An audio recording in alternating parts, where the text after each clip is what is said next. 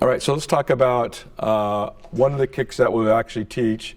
It's going to be a stop kick. The stop kick is actually designed to hit the lower abdomen area to keep the person at distance. The key to this is that your rear leg can kick in a door, but remember that, especially if you have a firearm out and I'm kicking and I miss, I'm taking my gun out of play, it makes it closer to them, especially if you have a long rifle. So learning to kick with your lead leg, it's different, but it can be just as hard as a rear leg kick, especially if you're using your hips to drive in. So to set up, we first are just going to do like what we call like a touch and go. So I have Jeremy right here, and I'll get it to where I can actually, I'm just going to touch kick him. So as I bring up my knee, the key is this is not a kick to the groin. It's not a snap kick, right? I want it to come up and it's going to go straight in, almost like a jab. So as the knee comes up, the kick is there, all right? As the knee comes up, it's already going out. So you notice I'm not giving any telltale signs when I'm doing it, so you don't see me do this and try to kick. I should be able to deliver it from my interview stance. He quickly comes towards me, boom, step back. And you always want to get verbal commands if the person's walking towards you, but the way that we set up the drill is first, just get him used to bringing it up and just pushing him back. Notice I'm using my hips, but I'm pushing with the ball of my foot, all right? So he's here, boom, I bring it up, or just push back.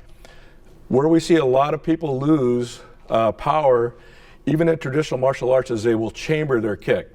So if you do this, to where you bring it up, see, I've chambered it, I hold it, and then I snap it, I've wasted all the energy of this coming up with the kick. Versus, it'd be like doing a jab like this, where I go, right? I've wasted all the energy of the inertia coming up. Once the knee's up, the kick is being delivered. So as soon as the knee's up, boom, it's there. So I can tilt back a little bit, but I'm pushing it with my hip. I want to have enough balance that I can actually deliver maybe two, but basically as soon as it comes up, it's there, right? Being able to come up and push with your hips. That's the first drill. You would have them wear some external protectors. The one nemesis, if you're using shields, they're too flexible. People slip off it.